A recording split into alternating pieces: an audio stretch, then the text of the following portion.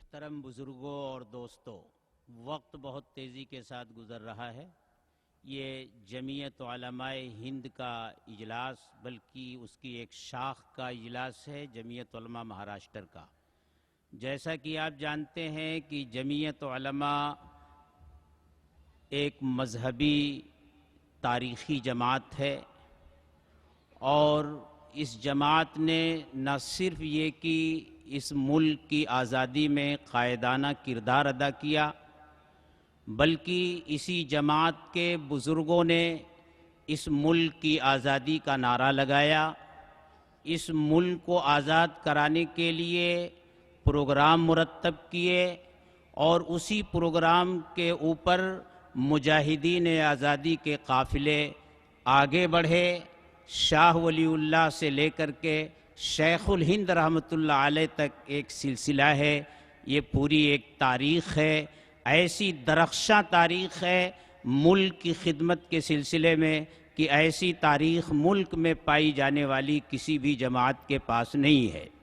اس جماعت نے نہ صرف ملک کی آزادی میں حصہ لیا، بلکہ ملک کی تقسیم ہو جانے کے بعد اس ملک سے مسلمانوں کے اکھڑتے ہوئے قدموں کو جمایا، اور جیسا کہ ہمارے صدر محترم کا کہنا ہے کہ 1947 میں مسلمانوں کی لڑائی وجود کی لڑائی تھی، لیکن اس وقت اس ملک میں مسلمانوں کے حقوق کی لڑائی لڑی جا رہی ہے۔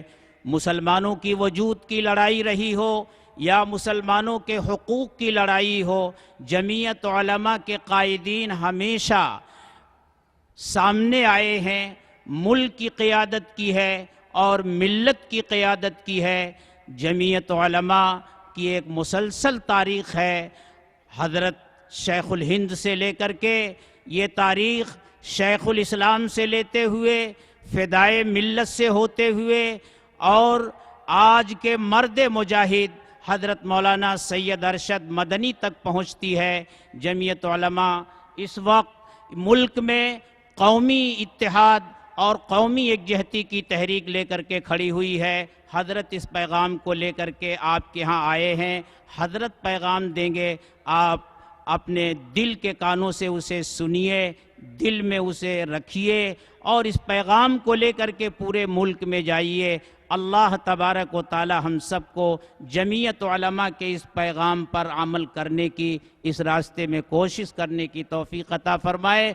اب میں بصد ادب و احترام حضرت مولانا سید ارشد مدنی دامت برکاتہم سے درخواست کرتا ہوں کہ وہ تشریف لائیں اور اپنے خطاب سے ہم سب کو محظوظ فرمائیں۔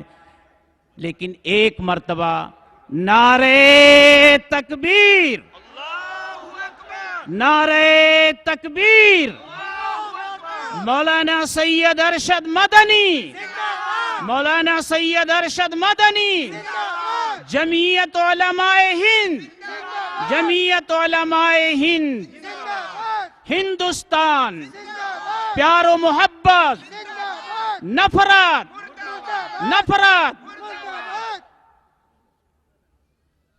الرحمن الرحیم۔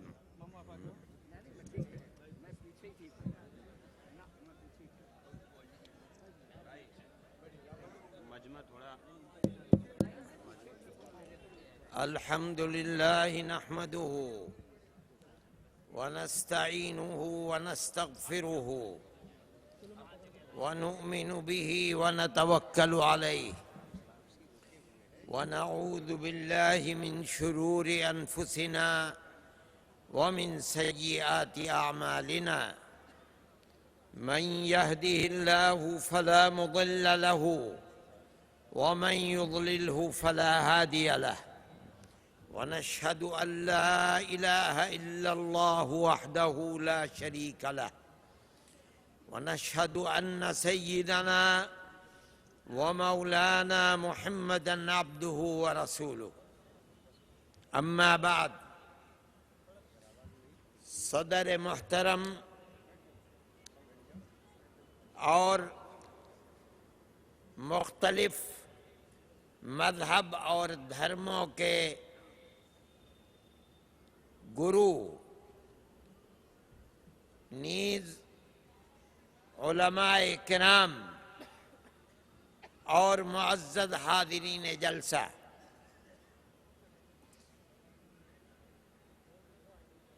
آپ حضرات جانتے ہیں کہ جمعیت علماء ہند جس کی دعوت پر آپ ان حالات میں جو ملک کے اندر بے چینی کا سبب بنے ہوئے ہیں پورے ملک میں، اور خاص طور پر ملک کا شمالی حصہ اور شمالی صوبے بے چینی کا شکار ہیں، ان حالات میں آپ کا جمع ہونا اور جمعیت علماء کی آواز پر اتنی بڑی تعداد میں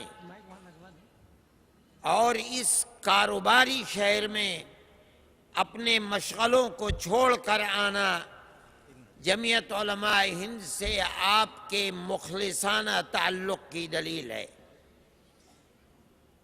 اور میں اس کا ایک حقیقی سبب یہ سمجھتا ہوں کہ جمعیت علماء ہند کی صحیح تصویر آپ کے سامنے ہے کہ جمعیت علماء ہند سیاسی جماعت نہیں ہے، خالص اور خالص مذہبی جماعت ہے، لیکن ہمارے بزرگ اس ملک کے اندر امن و امان، چین و سکون اور پیار و محبت کی بنیادوں کو مضبوط کرنے کے لیے قربانیاں دیتے رہے ہیں، اور ہمیں فخر ہے کہ ہم اپنے انہی بزرگوں کے راستے پر انہی کے قدم بقدم چل رہے ہیں۔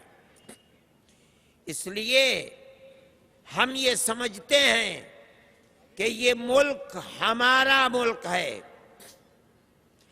ہم چاہے مذہبی اعتبار سے، زبانی اعتبار سے، کلچر کے اعتبار سے اقلیت کہے جائیں، لیکن ہم اصل کے اعتبار سے ہمارا کنبہ اور اکثریت کا کنبہ ایک ہی ہے، دو کنبے نہیں ہیں۔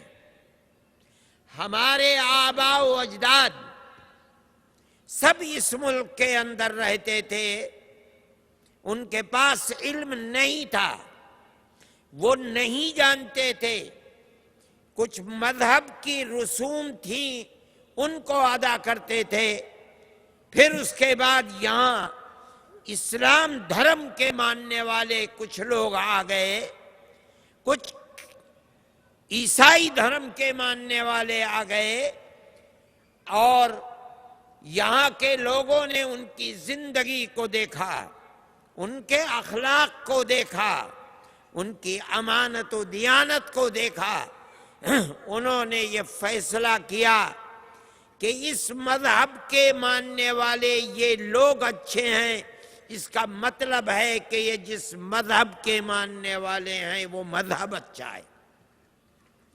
وہ لوگ مسلمان ہو گئے، کسی کا جی چاہا وہ کرسچن ہو گیا، کسی کا جی چاہا وہ سکھ ہو گیا، لیکن ہمارے آباء و اجداد ایک ہی ہیں۔ اور اس حقیقت کو اگرچہ صراحتاً نہیں کہتی RSS، نہیں کہتی BJP، لیکن وہ بھی مانتی ہے کہ اس ملک کے سب رہنے والے یہیں کے رہنے والے ہیں، کہیں باہر سے نہیں آئے۔ دنیا کے ملکوں کے اندر آپ اٹلی میں جائیے، فرانس میں جائیے، انگلینڈ میں جائیے، آگے بڑھ کر کے امریکہ میں جائیے، کینیڈا میں جائیے، آپ کو مسلمان ملیں گے، لیکن ان کی شکل و صورت سے پہچانا جاتا ہے کہ یہ اس ملک کے رہنے والے نہیں ہیں۔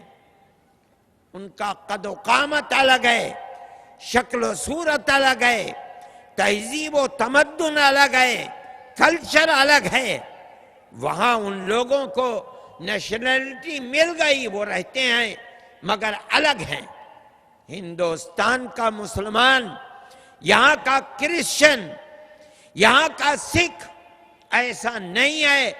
ہمارا کلچر ایک ہے، ہماری شکل و صورت ایک ہے، ہمارے قد و قامت ایک ہے، ہماری زبان ایک ہے، ہمارا رہنا سہنا ایک ہے، ہماری برادری ایک ہے۔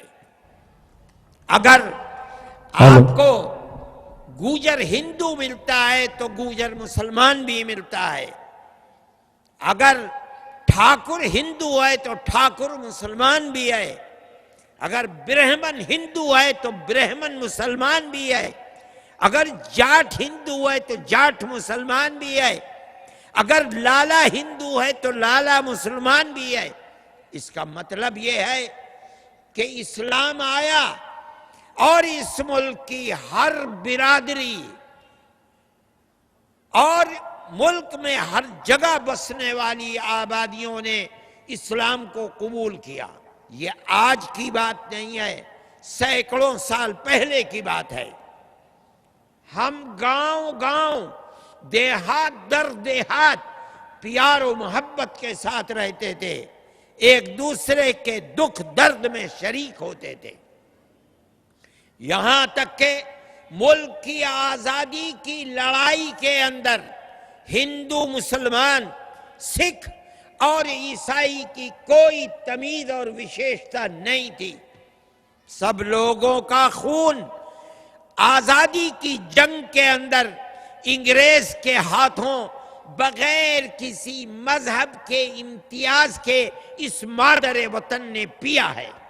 سب لوگ جنگ لڑ رہے تھے، سب لوگوں نے ملک کی آزادی کے لیے قربانیاں دی ہیں، لیکن ملک کی آزادی کے بعد جس پیار و محبت اور ایکتا کے ساتھ اس ملک کو آگے بڑھانے کے لیے سیاست کو اختیار کرنا چاہیے تھا، ہمارا ماننا یہ ہے کہ اقتدار کی کرسی حاصل کرنے کے لیے پیار و محبت کو دفن کیا گیا ہے، خون کیا گیا ہے، تاکہ اقتدار کی کرسی پر بیٹھنے کا موقع مل جائے۔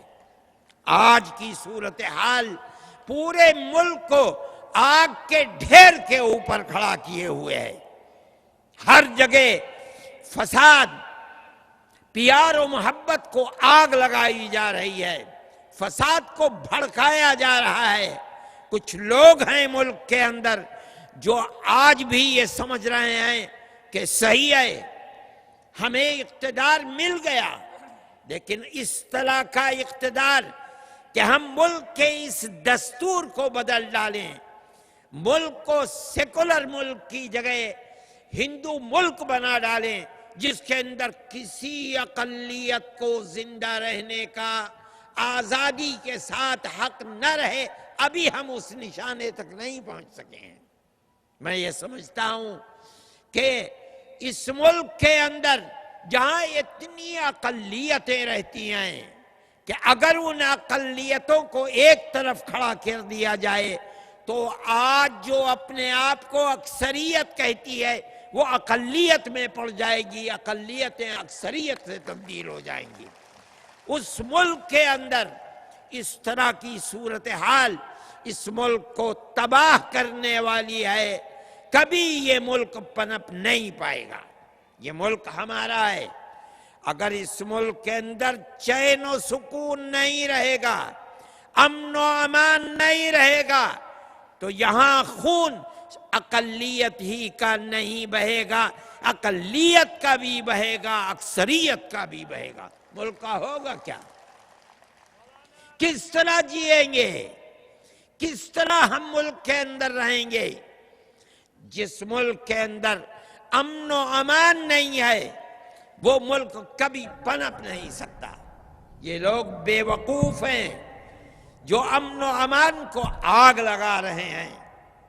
اور پھر ایک ستم کی بات یہ ہے کہ مذہب کے گیروی کپڑے پہن کر کے اور ماتھے پر قشقہ لگا کر کے جو مذہب پیار و محبت کی دعوت دیتا ہے، اس مذہب کے لبادے کو پہن کر کے پیار و محبت کی جگہ نفرت کو جنم دینے والی باتیں کر رہے ہیں. یہ چیز ناقابل قبول ہے.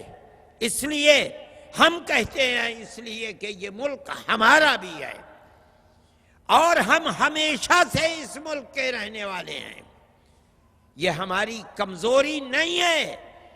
ہم یہ کہہ رہے ہیں کہ پیار و محبت کو لاؤ، ہماری کمزوری نہیں ہے. ہم چاہتے ہیں کہ ملک پنپے، ملک ترقی کرے، ملک میں آزادی کے ساتھ ہر آدمی گھومے چلے. یہ نہ ہو کہ اگر گھر سے باہر نکلا ہے تو پھر زندگی کے ساتھ گھر واپس آنے کی امید نہ رہے. وہ لوگ جو ملک کے اندر پیار و محبت کی جگہ نفرت کو جنم دے رہے ہیں اور مذہب کا لبادہ اوڑھ کر جنم دے رہے ہیں، ملک کے وفادار نہیں، اپنے مذہب کے وفادار نہیں. مولانا ارشد مدنی، مولانا ارشد مدنی اپنی مذہب کی غلط تصویر پیش کر رہے ہیں. اگر مذہب کی یہی دعوت ہوتی اور مذہب کی یہی آواز ہوتی تو مذہب کوئی 75 سال کا نیا مذہب نہیں ہے. یہ مذاہب تو ہزاروں سال پرانے ہیں. اب تک بھسم ہو گیا ہوتا ملک، دنیا میں آگ لگ چکی ہوتی. کیوں پیار و محبت سے رہتے تھے؟ اس وقت بھی مندر تھے. آج سے 100 سال پہلے مسجدیں تھیں، مندر بھی تھے، چرچ بھی تھے، گرودوارے بھی تھے. وہاں پر بیٹھنے والے اور دنیا کو مذہب کی طرف دعوت دینے والے مہنت بھی تھے، درویش بھی تھے، صوفی بھی تھے. چین و سکون کیوں تھا؟ آج کیوں آگ لگ رہی ہے؟ یہ مذہب کی تصویر نہیں ہو سکتی. میں کہتا ہوں تم نے جو کپڑے پہن رکھے ہیں یہ کپڑے غلط ہیں. تم نے جو تصویر بنا رکھی ہے یہ فراڈ اور دھوکہ ہے. یہ مذہب کی تصویر نہیں ہو سکتی. مذہب تو پیار و محبت کا نام ہے. جو مذہب قتل و قتال سکھلاتا ہے، جو مذہب دلوں میں نفرت کو پیدا کرتا ہے، وہ مذہب نہیں ہے، ناقابل قبول ہے. اس لیے جمعیت علماء ہند اس کے لیے آگے بڑھی. ہم کوئی سیاسی پارٹی نہیں ہے. ہم نہ بی جے پی کی مخالفت کرتے ہیں، نہ آر ایس ایس کی جماعت کی حیثیت سے مخالفت کرتے ہیں. ہمیں کیا لینا ہے؟ مخالفت وہ کرے گا جو یہ سمجھ رہا ہے کہ جس کرسی پر یہ بیٹھے ہیں اس کرسی پر بیٹھنے کا میرا حق تھا، میری کرسی چھن گئی یا مجھے کرسی نہیں ملے گی، وہ مخالفت کرے گا. ہم نہ کل کرسی پر بیٹھنے کی تمنا دل میں رکھتے تھے، نہ آج ہے اور نہ آنے والی کل ہمارے دل کے اندر کوئی چیز ہے. ہم جو بات کہہ رہے ہیں وہ اپنے ملک کی محبت کے لیے کہتے ہیں. ہم جو بات کہہ رہے ہیں انسانیت کی محبت کے لیے کہہ رہے ہیں. جو لوگ نفرت کی باتیں کر رہے ہیں، کرسی پر بیٹھ کر نفرت کی سیاست کر رہے ہیں اور گھر واپسی کی بات کر رہے ہیں، وہ لوگ ملک کے وفادار نہیں ہیں، چین و سکون کے ساتھ غداری کرتے ہیں. ایسا نہیں ہو سکتا. ارے بابا 20 کروڑ مسلمان کم ہے، 3.5 کروڑ ہندو کا کرسچن کم ہے. کون مائی کا لال ہے جو کہہ سکتا ہے کہ ہم 20 کروڑ مسلمانوں کے دین دھرم سے آزاد کر کے ہندو بنا لیں گے، کرسچن کو ہندو بنا لیں گے؟ مذہب وہ چیز ہے جس کے لیے جان دے دینا انسان اپنے لیے باعث سعادت سمجھتا ہے. کیسے چھوٹ جائے گا؟ مولانا ارشد مدنی، مولانا ارشد مدنی، نفرت مرد آباد، مرد آباد، مرد آباد. یہ کہتے ہیں کہ سن 21 تک ہم ہندوستان کا خالص اس کو ہندو اسٹیٹ بنا لیں گے. کوئی یہاں کسی دھرم کا، ہندو کے سوا کسی دھرم کا ماننے والا، یہ مر جائیں اور پھر زندہ ہوں، پھر مر جائیں، تب بھی مسلمان اور کرسچن. مولانا ارشد مدنی، مولانا ارشد مدنی، ہندوستان اتحاد و محبت اتحاد و محبت. ہاں مسلمان قتل بھی ہو سکتے ہیں، کرسچن قتل بھی ہو سکتے ہیں. 50,000 70 سال کے اندر فسادات کے اندر مر گئے. میں کہتا ہوں 50 لاکھ اور مر جائیں گے، دین کے اوپر مریں گے، مسلمان بن کر رہیں گے، مسلمان بن کر مریں گے. دھرم کو کیا چھوڑ دیں گے؟ اس کے اندر طاقت ہے. لیکن ملک کا امن و امان کہاں جائے گا؟ کیا جہاں لاکھوں مسلمان اپنی جان دینے کے لیے تیار ہوگا، کیا وہاں امن و امان رہ سکتا ہے؟ ملک کا کیا بنے گا؟ اس آواز کو نکالنے والے یہ جانتے ہیں، پاگل نہیں ہیں، کہ مسلمان اپنے مذہب کو بدل دے گا، کرسچن اپنے مذہب کو بدل دے گا، جینی ایک اقلیت ہے وہ اپنے مذہب کو بدل دے گی. نہیں، سکھ ایک اقلیت ہے وہ مذہب بدل نہیں، مذہب نہیں بدلا جا سکتا.